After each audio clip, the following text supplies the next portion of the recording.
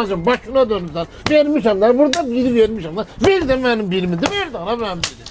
Bir de lan taşı gösterin beni. Taşı bizden oynamır da lan. Oynamadığın şey bana de oluyor. Veririm vurursan, veririm vurursan, veririm vurursan. Vurma, vurma benim taşımı. Ben ne bak vurdum ben o. Bakın, bir adet taşımız kalır. Yani ki oyun bitmiştir. Mənə hər şey aydındır.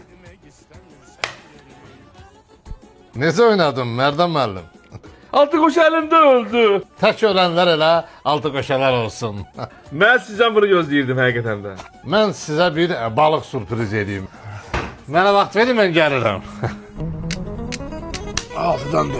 6'dan 4 hayır. Bunu bayaktan vur da. Bu altını ne saksa gözüm bunu yok diyorum. Ver de bunu ver de.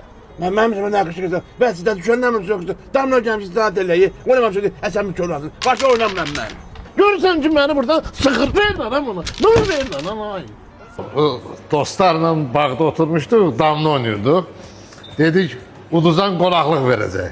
Müəllim, bağda əsl manqallıq, qəşəng təzə satirimiz gəlir. Bu heç, bu bir.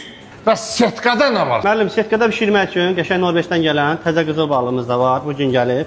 Balığın kebabından sonra muşkulat eləməyə nə var belə? Bişmiş krevetkamız, hisə verilmiş krevetka, kilçə balığımız, qızıl balıq dilimlənmiş, beluqa hisə verilmiş, hamsi tava Türkiyədən gələn balığımız, kamçatka krabları, 8 aya, hazır tempuralanmış krevetkamız.